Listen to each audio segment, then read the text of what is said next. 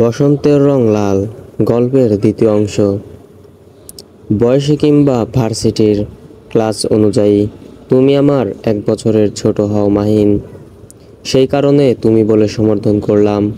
কোনো সমস্যা নেই তো? মাহিন হালকা হাসল। অভিনবর আচার আচরণ, চাহনি কিংবা লাইফ স্টাইল সব কিছুই এতটাই সুমিষ্টি যে তা ভাষায় প্রকাশ করা দুষ্কর। দুজনেই গাড়িতে হেলান দিয়ে দাঁড়িয়ে আছে। সন্ধ্যা পেরিয়ে এখন মধ্যরাতের কাছাকাছি হতে চলল।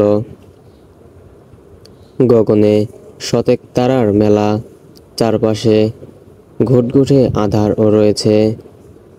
প্রায় 5 ঘন্টা হয়ে গেছে, অথচ ঝিলের জ্ঞান ফেরেনি। মাহিন বড্ড কৃতজ্ঞ অভিনবর প্রতি। কি যে বলবো অভিনব ভাই, আপনি আমাকে বাঁচালেন।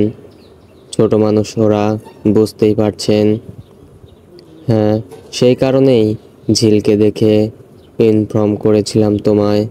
তাছাড়া তোমার সোশ্যাল মিডিয়ায় হতাশা পোস্ট দেখেও সন্দেহ হয়েছিল খুব, তাই টেক্সট করেছিলাম আর জানতে পারলাম এই ঘটনা। যদিও আমাকে সত্য বলেছেন ঝিল। থ্যাঙ্কস ভাই। আর এত হাইপার হওয়ার কিছু নেই।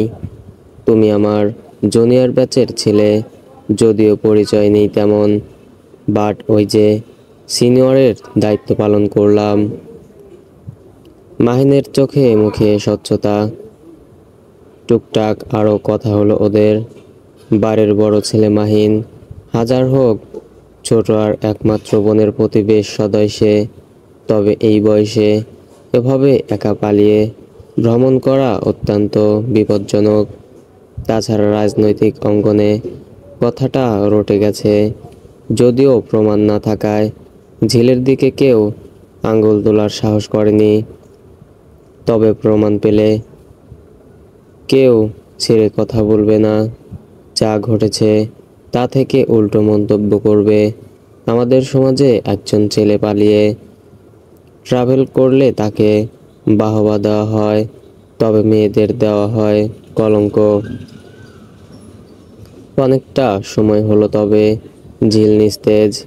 মাহিনকে চিন্তিত দেখে অভিনব বলল, চিন্তা করো না, আসলে খুব ক্লান্ত থাকায় মেডিসিনটা বেশিক্ষণ ধরে কাজ করছে, বাট চিন্তার কোনো কারণ নেই।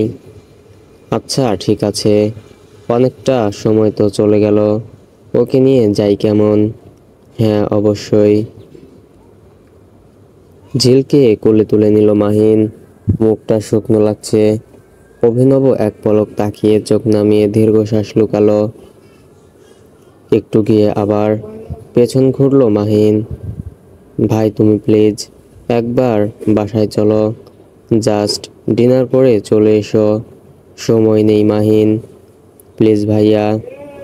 অনেকটা জোরাজোরি করলো মাহিন। শেষে অভিনব ওদের সাথে বাসায় প্রবেশ করলো।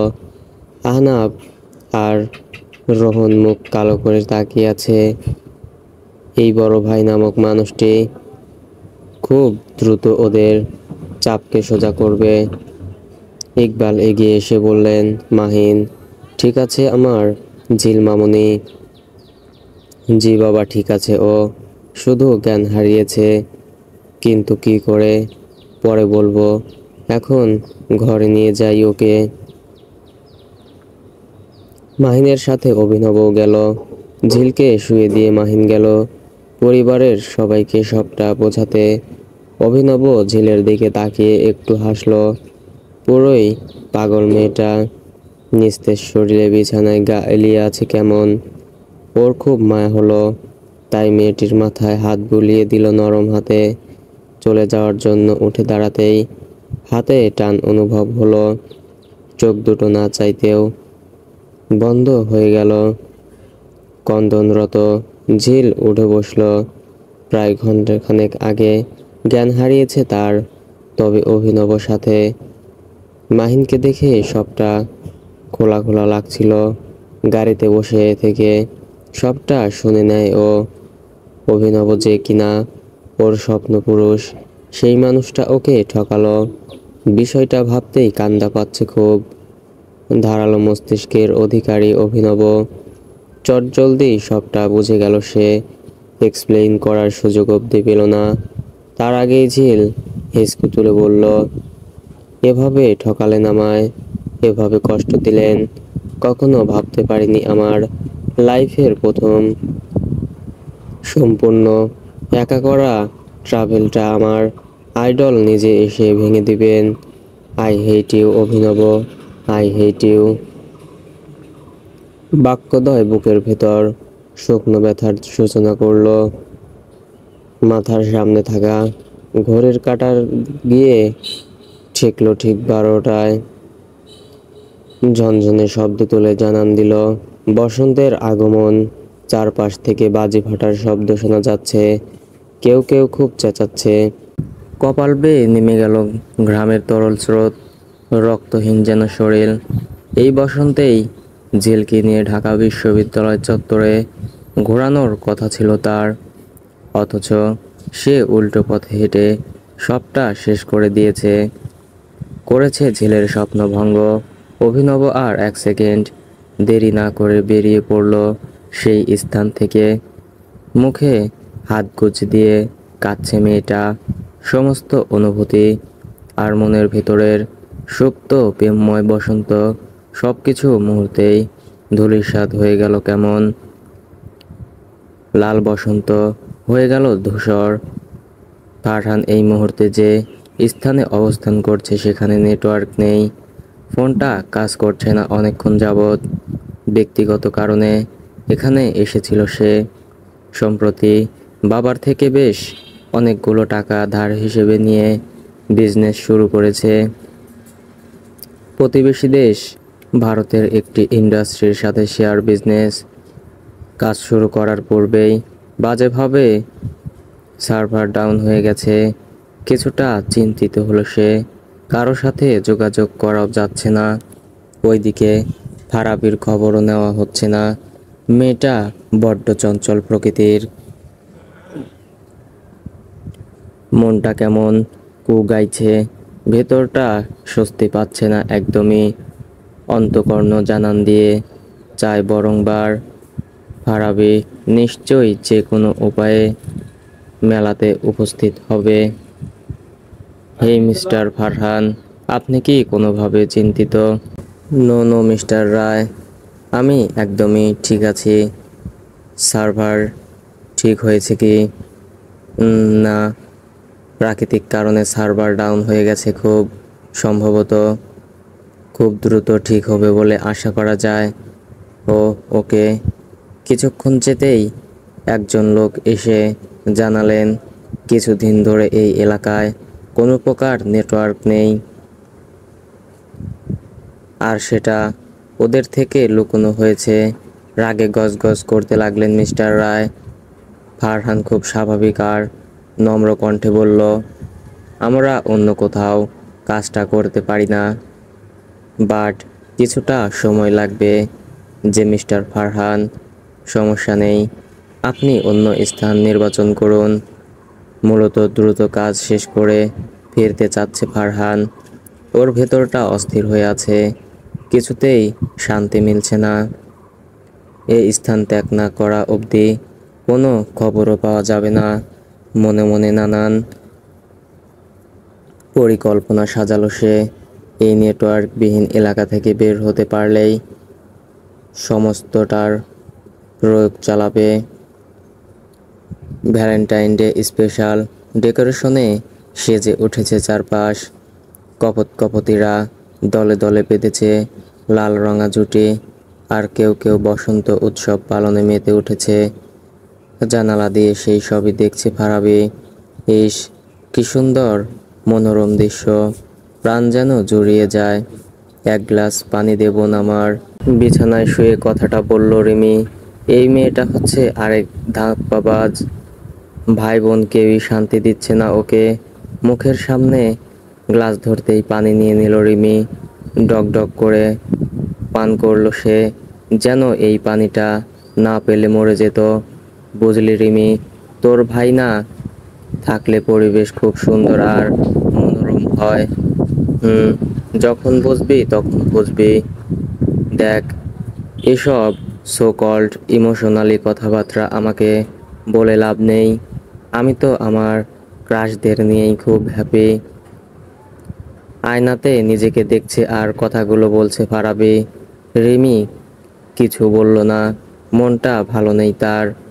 রিলেশনের প্রথম বসন্ত, প্রথম ভ্যালেন্টাইন ডে, অথচ প্রেমিক পুরুষটি অন্যত্র পড়ে আছে।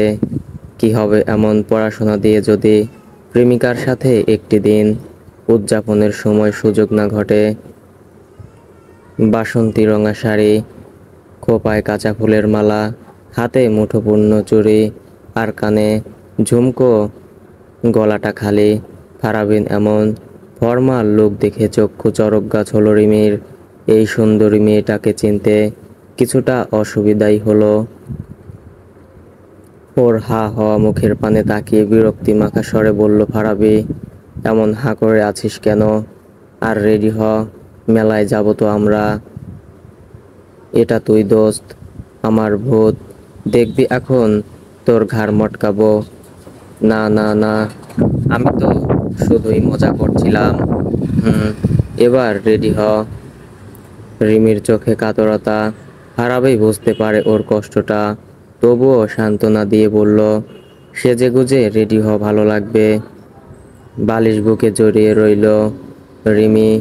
চোখের কোণে জমেছে এক আকাশ সমান অশ্রুকণা। ফারাবির মন বিষিয়ে গেল ক্ষণকালেই। হতাশা নিয়ে বেরিয়ে পড়ল মেলার উদ্দেশ্যে। ওই ফারহান নামক বদলোকটাতে দেখিয়ে দিবে ও। 3 ঘন্টা পর ফারাবিকে বেঁধে দিয়েছে রিক। মেয়েটার প্রতি নজর ছিল আগ থেকেই, তবে ঠিক সুযোগ হচ্ছিল না। বহুদিন পর মেয়েটাকে সম্পূর্ণ একা পেয়েছিল। এই সুযোগটা হাতছাড়া করা এত সহজ?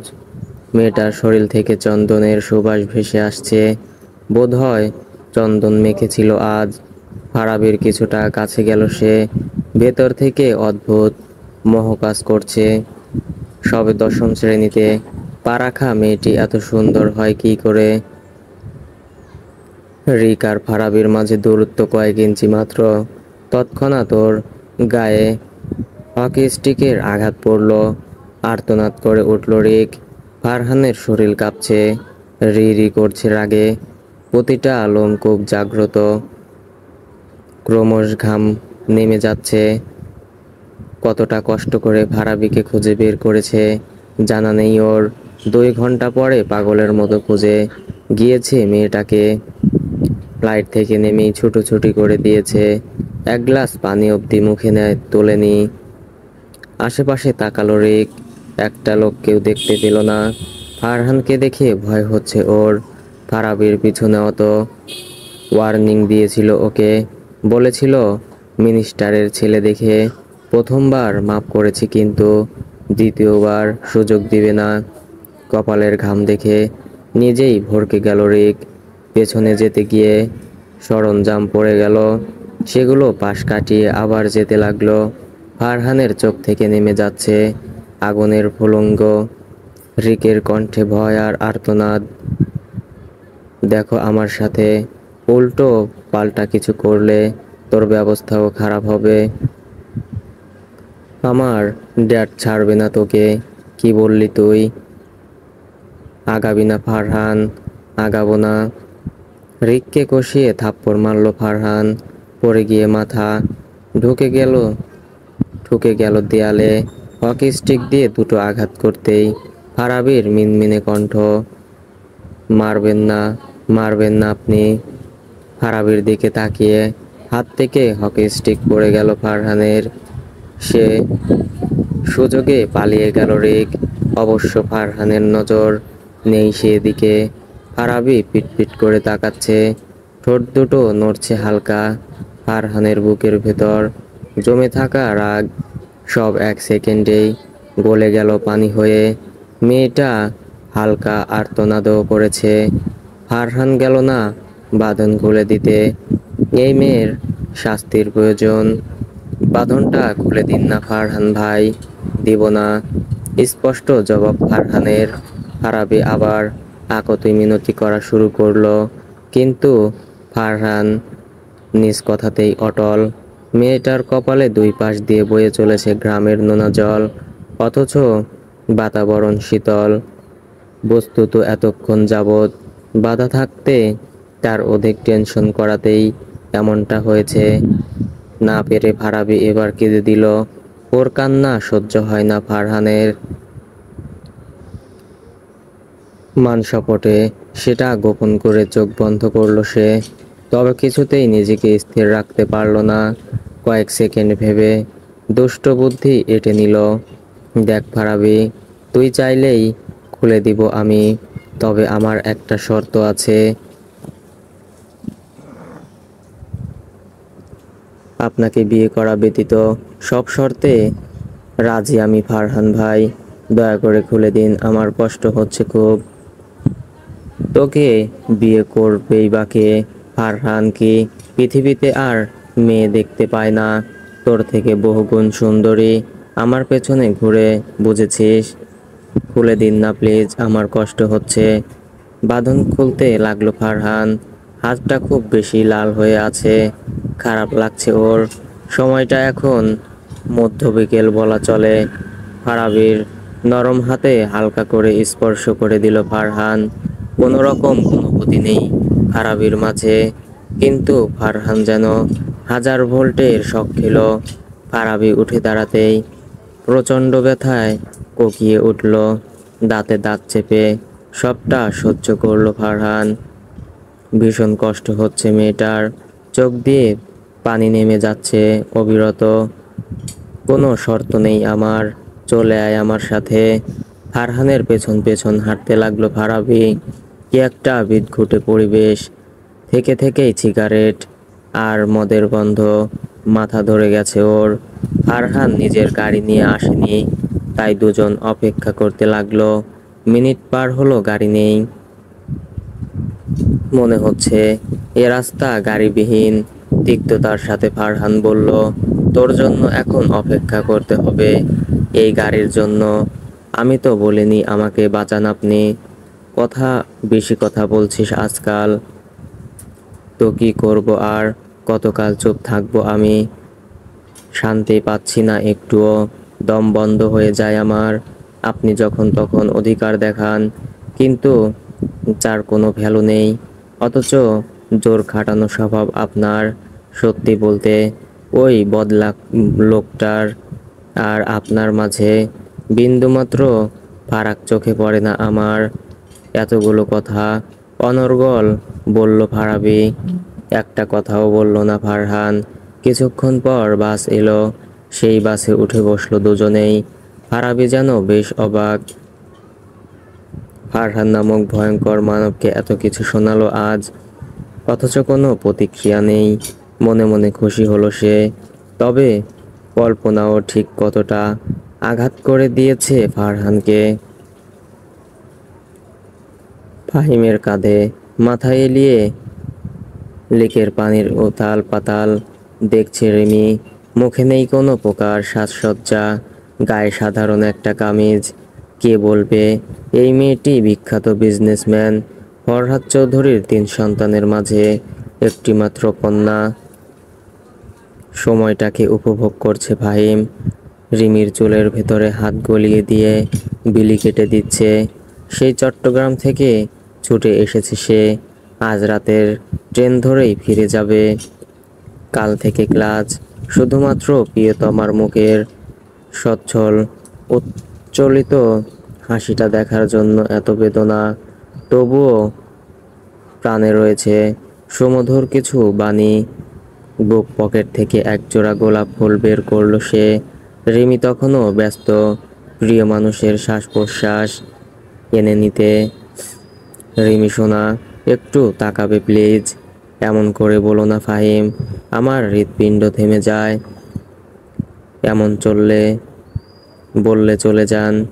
তোমার হৃৎপিণ্ড থেমে গেলে আমি যে পাগলি হয়ে যাব। বুক ভরে শ্বাস নিল রিমি। কাঁচা ফুলের সুবাস এসে ছুঁয়ে গেল মনোপ্রাণ অধর সমস্ত দেহ। ছলাৎ করেই কেড়ে নিল গোলাপ ফুল দুটি। খুশিতে আপ্লুত হতে চেষ্টা করলো মাথায় পড়ার, তবে পারছে না পড়তে। ফাহিম নিজ হাতে সেটা পরিয়ে দিল।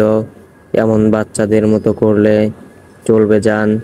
আমি তো এমনিতেই পরিয়ে দিতাম, দুষ্টুমিটা না করলে তো হতো না।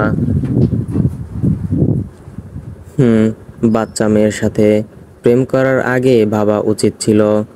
ইস, নিজেকে বাচ্চা বলে, বিয়ে করলে দুদিন বাদেই বাচ্চার মা হয়ে যাবে, আর উনি কিনা এখনো বাচ্চা। লজ্জা পেয়ে অন্যদিকে ফিরে নিল রিমি। ফাহিমের মনে হচ্ছে ইচ্ছা ছিল আরো কিছু সময় কাটানোর, তবে ঘড়ির কাঁটা বলছে এখনই যেতে হবে। তবে মন সেটা চাইছে না। প্রিয়তমার শরীরের মাদকতা আর মিষ্টি ফুলের সুবাসে মেতে ওঠা বসন্ত, সব মিলিয়ে মন চাইছে না যেতে। তবে সন্ধ্যাও অনেকটা গভীর হতে চলল। সবাইকে ফাঁকি দিয়ে সেই দুপুর থেকে অপেক্ষা করছে রিমি। এতক্ষণ অবধি বাসায় না ফেরাতে নিশ্চয়ই বকাও খেতে হবে। যদিও বা পাশেই বসন্ত উৎসবের গান পরিবেশিত হচ্ছে, এই অজুহাত দেওয়া যেতেই পারে। তারপরও ফাহিমের মন রিমির জন্য ব্যাকুল হয়ে গেল। নিজের আবেগ লুকিয়ে মেয়েটার কপালে শুষ্ক চুম্বন করে বলল, অনেকটা সময় পার হয়ে গেছে, এখন বাসায় ফিরে যাও। ইব্বান শিকদার সামান্য বিচলিত। ক্ষণকাল পূর্বেই তিনি জানতে পেরেছেন মির্জা বাড়িতে গিয়েছিল অভিনব। পায়চারি করছেন ঘরময়। মনটা অশান্ত হয়ে গেছে। মির্জাদের সাথে পূর্ব শত্রুতা রয়েছে এই পরিবারের, যা সম্পর্কে অবগত নয় অভিনব। তবে এখন সময় এসেছে অবগত করার। ওয়াশরুম থেকে ফ্রেশ হয়ে বের হতেই ইব্বাবের মুখটা ভেসে উঠল। তিনি বিচলিত পায়ে এগিয়ে গেলেন। বিদেশে বসবাসরত এই একমাত্র ভাগ্নেকে প্রচুর ভালোবাসেন তিনি। যদিও প্রিয় বোন ইহরিমা তার প্রতি অভিমান করে আছে, তবে ভাগ্নের সাথে যোগাযোগ ছিল সর্বদা। অভিনবকে ফোন করে আসতে বলেছেন তিনি। মামা কিছু বলবে? হ্যাঁ, খুবই গুরুত্বপূর্ণ কথা আছে ইহান। বলো না, কি বলবে? এখানে নয়, বাগানে চল। ওয়েট, তাহলে আমি ফুলঝুরিকে চকলেটগুলো দিয়ে আসি। রূপা আর ফুল পড়াশোনা করছিল। দুই বোন একে অপরের জান, আবার একটু পরেই হয়ে যায় চরম শত্রু। চুপিসারে রুমে প্রবেশ করলো অভিনব। ফুল গভীর মনোযোগে পড়ছে। মেয়েটাকে পেছন থেকে জাপটে ধরে উঁচু করলো অভিনব। ফুল খিলখিল করে হাসছে। অভিনবর চোখে বাচ্চাটি খুবই সুন্দর, শ্যামবর্ণের হলেও চেহারায় রয়েছে অদ্ভুত স্নিগ্ধতা। ফুল সোনা, মজা পেয়েছো? পেয়েছি তো, খুব মজা ছিল ওটা। আচ্ছা ইহান ভাইয়া, তুমি কখন এসেছো? এই তো কিছুক্ষণ আগেই। তোমাকে সারপ্রাইজ দিব বলে দেখা করিনি। খুব ভালো করেছো। ফুলের হাসাহাসি মুখ। রূপাকে এক হাতে জড়িয়ে ধরে অভিনব বলল, কি মিস রূপসী, আপনি বুঝি অভিমান করেছেন? একদমই নয়, তবে এই যে চকলেট এনেছো, সেগুলো কিন্তু আমারও চাই। একদম, কেন দিব না? আমি তো জানি আমাদের রূপসী কন্যা এখনো সেই বাচ্চা রয়ে গেছে। ঠিক বলেছ তুমি। জানো ইহান ভাইয়া, আজ ছোটদের মতো করে। আপু ফোনে কাকে যেন বলছিল, বাবু আমার কিন্তু গোলাপার চকলেট চাই চাই। মেয়েটির মুখ চেপে ধরল রূপা। অভিনব যা বোঝার বুঝে গেছে। রূপা অস্বস্তিতে নুইয়ে যাচ্ছে যেন। অভিনব তীক্ষ্ণ দৃষ্টি ফেলে বলল, প্রেম করছো রূপসী কন্যা? না মানে ভাইয়া, তেমন কিছু নয়। কাল দেখা করিয়ে দিবে, আমি তাকে পরখ করে নিতে চাই। জি ভাইয়া। ফুলের নাক টিপে দিয়ে চলে গেল অভিনব। রূপা আর ফুলের মাঝে চকলেট দিয়ে হাতাহাতি চলছে। পেছন ফিরে সেটা স্পষ্ট করলো ছেলেটা। মামা, আমি চাই না এই শত্রুতা বহাল থাক। এটা আমাদের পূর্ব নীতি ইহান। কি দরকার এমন নিয়মের? দুই এলাকার মানুষগুলো আতঙ্কিত হয়ে আছে।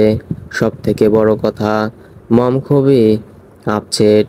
সে তার বেস্ট ফ্রেন্ডের থেকে ছিন্ন হয়েছে এই শত্রুতার জন্য। ভারী শ্বাস প্রশ্বাস গুলো শোনা গেল মাত্র। দুই এলাকায় চায় ক্ষমতা নিজেদের মাঝে স্থির থাকতে, যার কারণে এত শত ঝামেলার উৎপত্তি। কেউ এক চুলো ছাড় দিতে রাজি নয়। মন খারাপের মাঝেও এক চিলতে হাসি। বান্ধবী মৌন। ঝিলকে নানানভাবে হাসানোর চেষ্টা চালিয়ে যাচ্ছে সে। মেয়েটার এমন এমন কাণ্ডে না হেসেও পারে না ঝিল। তবে ভেতরে থাকা কষ্টটা, সেটা তো লাঘব হয় না কিছুতেই। মৌনতা এবার সিরিয়াস হলো। ঝিলের গালে হাত দিয়ে বলল, কি হচ্ছে কি দোস্ত? তুই এমনভাবে মনমরা করে আছিস যেন তোর পানটাই বুকের ভেতর থেকে খোয়া গেছে। ঠিকই তো বলেছিস মৌন। আসলেই আমার পানটা খোয়া গেছে। মানুষ সব থেকে বেশি ব্যথিত হয় প্রিয় মানুষের আঘাতে। হ্যাঁ, সে আমার স্বপ্ন পুরুষ মাত্র। কোনো রকমের সম্পর্ক নেই আমাদের মাঝে। তবে আমার ফিলিংস নিয়ে এভাবে কেন খেললেন তিনি? আমি তো কখনো বেশি কিছু চাইনি কারো কাছে। ওনার কাছেও তেমন কিছু চাইনি। ট্রাভেলিংকে নিজের মধ্যে লালন করে এতগুলো দিন আমার স্বপ্ন পুরুষই আমার স্বপ্ন মুছে দিল। দোস্ত, কান্না করছিস তুই? কান্না লুকানোর চেষ্টা করলো ঝিল। আকাশের পানে তাকিয়ে দাঁত কামড়ে চোখের পানিকে বাধা প্রদান করলো। তবে সেটা থামছে না, বেহায়ার মতো গলে গলে পড়ছে। হতাশা নিয়ে চলে গেল মৌনতা। রোহন ছাদে দাঁড়িয়ে কবুতর নিয়ে খেলা করছে। শখের বয়সে বিভিন্ন প্রজাতির কবুতর পালন করে সে। এক মুঠো গম নিয়ে অল্প করে ছিটিয়ে দিল মৌনতা। রোহনের নজর সেদিকে নেই। রোহন ব্যস্ত কবুতর পালনে। ঝিলের মনের অবস্থা একটু হলেও অনুভব করতে পারে। তবে মাহিন তাদের চোখে আঙ্গুল দিয়ে দেখিয়ে দিয়েছে এই সমাজে মেয়েদের সম্ভব কতটা হুমকিতে। আবেগ ঝিলের সেফটি মাথায় ছিল না। তবে এখন থেকে আর ভুল করবে না। বসন্ত উৎসব পেরিয়ে গেলেও দু এক স্থানে 21শে ফেব্রুয়ারির জন্য আয়োজন চলছে। গাজীপুর আর মির্জাপুরের তত্ত্বাবধানে পরিচালিত হতে যাচ্ছে একটি বিশেষ অনুষ্ঠান, যার ফলে দুই এলাকার মাঝের দ্বন্দ্ব লাঘব হবে বলে আশা করছেন কিছু ব্যক্তিজন। যুব সংগঠন থেকে আহনাফ আর রহনও যুক্ত ওই আয়োজনে। বহু কষ্ট করে ঝিলকে নিয়ে বের হতে সক্ষম হলো মৌনতা। বিগত 3-4 দিন ধরে এই বাসাতেই থাকছে সে। ঝিল অধৈর্য হয়ে বলল, আর কত দূর মৌন? আর একটু। তুই এমন হাঁপিয়ে যাচ্ছিস কেন? ভালো লাগছে না আমার। কথা বলতে বলতে আয়োজিত মঞ্চ স্থানে চলে এলো ওরা। মৌনতা ছুটে গেল রোহনের কাছে। ছেলেটা কাল থেকে বাড়িতে ফেরেনি, তাই প্রচণ্ড আবেগী হয়ে পড়েছে মৌন। ভালো লাগলো ঝিলের। চারপাশে স্নিগ্ধতা ওকে আলিঙ্গন করে যাচ্ছে। মাথার উপর দাঁড়িয়ে আছে লম্বা লম্বা গাছের সারি। হঠাৎ করেই একটা ব্যানারে চোখ যায়। অভিনবর দারুণ একটা ছবি টানানো। সেখানে গোটা গোটা করে লেখা, বিখ্যাত ট্রাভেলার্স অভিনব সরকার ইহান এখন বাংলাদেশের মাটিতে। না চাইতেও চোখ থেকে স্বচ্ছ পানির স্রোত নেমে গেল। মুখ চেপে কান্না করতে লাগলো ঝিল। বড্ড অসহায় লাগছে নিজেকে। চিৎকার করে বলতে লাগলো। গলা দিয়ে খুব জোরে আওয়াজ এলো না।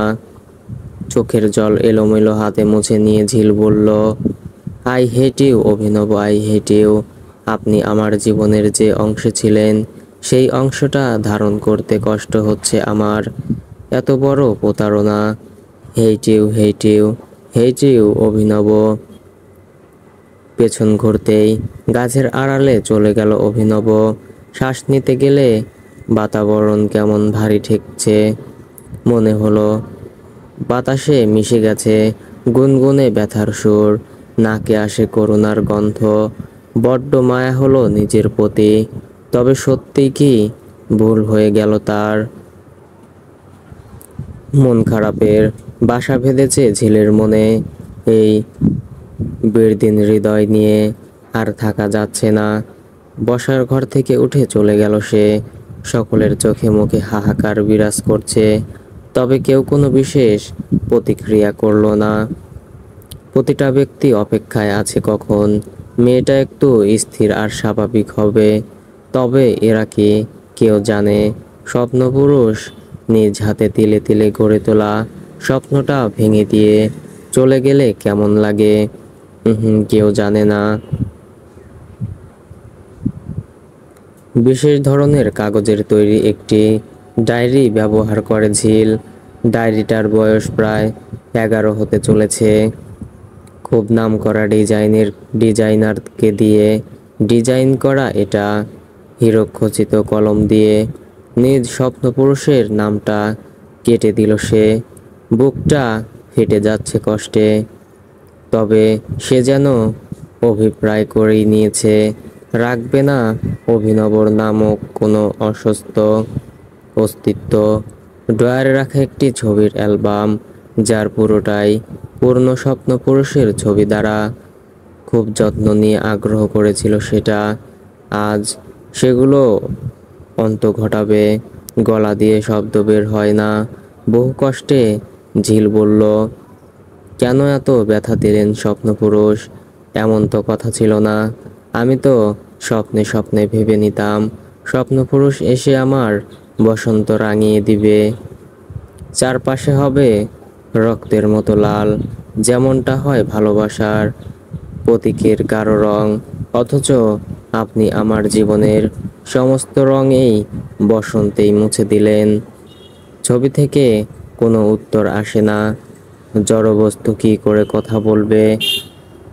ফায়ার বাকিটে অগ্নিশিখার ঢেউ খেলে যাচ্ছে। বাতাসের বেগ কম, তবুও আগুন নড়াচড়া করছে। খুলবে খাবে অ্যালবামে থাকা হাজার খানেক ছবি। একটা একটা করে জ্বালাতে লাগলো ঝিল। চোখ থেকে অর্থে সমুদ্রের মতো জল গড়িয়ে যাচ্ছে। মানুষের অভিমান ভয়ঙ্কর হয়। সেই অভিমান মনের ভেতরে থাকা সুপ্ত অনুভূতিকেও মুহূর্তেই হারিয়ে দিতে পারে। যার উজ্জ্বল দৃষ্টান্ত স্বপ্নপুরুষের স্মৃতি মুছে ফেলা ঝিল। ফারহান খুব ব্যস্ত, তাই সে ধরাছোঁয়ার বাইরে অবস্থান করছে। রোহনেরও পাত্তা নেই, নিশ্চয় বেরিয়ে পড়েছে মৌনতাকে নিয়ে। 21শে ফেব্রুয়ারি আজ। পশ্চিমা আকাশে হালকা হালকা হলুদ আলো। খুব ভোরে ঘুম থেকে উঠে মাহিন ভাই বোনদের প্রতি খুব স্ট্রিক্ট, আর তার আচরণ এমনটা ছিল না সে। তবে ব্যক্তিগত কিছু ঝামেলা পোহানোর দরুন এভাবে পরিবর্তন ঘটেছে তার। হাসি খুশি থাকাটা যার প্রকৃতি ছিল, সেই মানুষটাই আজ গুরু গম্ভীর। টেরেসে এসে এক কাপ চা এগিয়ে দিয়ে বলল, এটা নিলে শরীর বল পাবে ভালো। আমি চা খাই না, জানো না? ফুলের চা এটা। ও, রাখো টেবিলে, পরে খেয়ে নিব। আমার সাথে রাগ করেছিস বোন? রাগ করবো কেন? না মানে? আচ্ছা শোন না, এখন তো খুব ভোর, আমি 6টায় বের হব। তুই রেডি হয়ে থাকিস, আমি অনুষ্ঠানে নিয়ে যাব তোকে। ইচ্ছে নেই, তোমরা যাও সবাই। আশ্চর্য, তুই না গেলে আমরা কি করে যাব? সব কিছু কি আমার উপর ডিপেন্ড করে ভাইয়া? থেমে গেল মাহিন। বুকে ভারী কিছুর আস্তরণ অনুভব হয়। ঝিলের মাথায় আদরে স্পর্শ এঁকে বলল, অভিমান করে থাকা ভালো, তবে অধিক অভিমান ভালো নয় বোন। রেডি হয়ে থাকিস, বিপরীত কিছু দেখলে ভাববো আমার প্রতি তোর ক্ষোভ জমেছে। শর্ত দিয়ে চলে গেল মাহিন। ঝিলের ঠোঁটের কোণে তাচ্ছিল্য ফুটে উঠেছে। বড্ড ভুল করেছে কি না? জীবনটা ভুলে সাজানো কোনো বিছানা নয়, তা ভুলেই গিয়েছিল বাবা চাচার ভাইদের এত শত আদরে। তবে আজ খুব করে অনুভব হচ্ছে বড্ড বেশি সময় পার হয়ে গেল। মাহিনের কাজকর্মটাই যেমন অদ্ভুত। অভিনব খুব বেশি শঙ্কায়িত, তবে কিছুতেই আসতে চায়নি এই অনুষ্ঠানে। তবে মাহিন ছাড়তে নারাজ। ভার্সিটিতে পড়াকালীন মাহিনের সাথে একবার সাক্ষাৎ হয়েছিল তার। না দেখে রাস্তার মাঝপথ দিয়ে হাঁটছিল সে। অভিনব এসে নিয়ে যায় কিনারাতে। যদিও বিদেশি গাড়ি চলাচল নিয়ে বেশ নিয়মকানুন রয়েছে, তবে মাঝপথে হাঁটা কোনোভাবেই উচিত নয়। ওই একদিনই একটু হাই হ্যালো হয়েছিল। তখন মনে হয়েছিল মাহিন নামের ছেলেটি খুবই গম্ভীর। তবে এখন ধারণা বদলে গেছে। মুখমণ্ডল আবরণে থাকবে এমন হৃদাকারের মাস্ক পরেছে সে, যাতে করে কারো নজরে না আসে। এমনিতেই সংবাদ মাধ্যমগুলোতে বাংলাদেশে আসার সংবাদ প্রচার হয়ে গেছে। মাহিন শোনো না। ফোন কেটে চলে এলো মাহিন। চারপাশে তাকিয়ে বলল, এ কি অভিনব ভাই, আপনাকে কেউ সফট ড্রিঙ্কস দেয়নি? ওয়েট, আমি দেখছি। মাহিন, সেটা নয়, একটু ওয়েট। রাজীব, এই রাজীব, এখানে একটা সফট ড্রিঙ্কস দিয়ে যা তো। হ্যাঁ ভাই, তো কি বলছিলেন? আমি চলে যেতে চাচ্ছি এখন, বুঝতেই পারছো থাকাটা রিস্ক। আরে কিছু হবে না, এই প্রথম বাংলার মাটিতে বাঙালি উৎসবে এসেছেন আর এখনই চলে যাবেন? হুম, পেট পুড়ে খেয়ে দিয়ে একেবারে ভুঁড়ি বানিয়ে দেন যাওয়া যাবে। কি সব যুক্তি দিয়ে চলে গেল মাহিন। সফট ড্রিঙ্কসের গ্লাস নাড়াচাড়া করতে করতে চোখ গেল বাইরের গেটের পথে। শাড়ি পরে এসেছে ঝিল, তার পাশেই মৌনতা, ব্যস্ত হাসি ঠাট্টা করতে। চোখ নামিয়ে নিল অভিনব। ঝিলের কথা বলাগুলো কেমন যেন কানে বাজে প্রায় সময়েই। মনে হয় মেয়েটির বলা কথাগুলোর প্রতি ক্ষণে ক্ষণে শেষ করে দেয় ওকে, যা সহ্য করা খুবই কষ্টকর। ঘুম থেকে উঠেই চোখ দুটো নিমজ্জিত হলো ঘড়ির কাঁটায়। সময় 12টা। চোখ দুটো পিটপিট করে তাকিয়ে লাফ দিয়ে উঠল ফারাবি। আজ 21শে ফেব্রুয়ারি, তবে কোনো রকম ডাক পড়েনি। মন খারাপ নিয়ে ছুটে এলো ড্রয়িং রুমে। কেউ নেই বাসাতে, আশেপাশে কারো ছায়াও দেখা যাচ্ছে না। দারোয়ানকে জিজ্ঞাসা করতেই তিনি জানালেন, রিমিদের বাড়ি গিয়েছে সবাই। হঠাৎ একযোগে সকলের যাওয়াটা হজম হচ্ছে না, তাই একটু ভেবে নিয়ে ছুট লাগালো সেই পথে। ড্রয়িং রুমে থাকা প্রতিটা মানুষ তাকালো ওর দিকে, সবাই নিজস্ব চেনা অংশ। তবুও ভড়কে গেল ফারাবি। তুতলে গিয়ে বলল, রিমি, রিমি কোথায়? উপরে। সবাই আবারও ব্যস্ত হয়ে পড়ল, কোনো বিষয় নিয়ে গম্ভীর আলোচনা করছে। কেমন যেন সন্দেহের গন্ধ পেল। করিডোরে দাঁড়িয়ে কথা শোনার চেষ্টা করলেই রিমি এসে নিয়ে গেল ঘরের ভেতর। এমন করে নিয়ে আসলি কেন? তুই কি আমার ভাইয়াকে ভালোবাসিস না? হঠাৎ এমন প্রশ্ন কেন? প্রয়োজন আছে বিধায় এমন প্রশ্ন করেছি। বল না ফারাবি, তুই কি ভাইয়াকে একটুও পছন্দ করিস না? দেখ রিমি, আমি একদম মন থেকে বলতে গেলে ওনার প্রতি আমার কোনো ফিলিংস নেই। হ্যাঁ, উনি সম্পর্কে আমারও ভাইয়া হয়।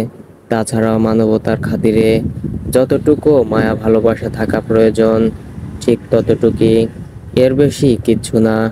বিশ্বাস কর, এই পরিবারের বাকি সদস্যদের যতটা ভালোবাসা আমি, তার এক অংশ ওনার প্রতি নেই। এমনকি মাঝে মাঝে আমি অসহ্য হয়ে যাই। ফারহান ভাইয়াকে দেখলে আমার শরীর জ্বালা করে, মনে হয় কোথাও চলে যায়। ঠোঁট কামড়ে কাঁদছে রিমি।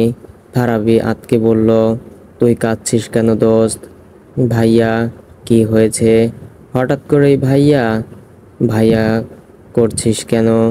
কোথায় তিনি? হাত সামনে ঘুরিয়ে দেখালো রিমি। ব্যালকনির দরজায় হেলান দিয়ে দাঁড়িয়ে আছে ফারহান।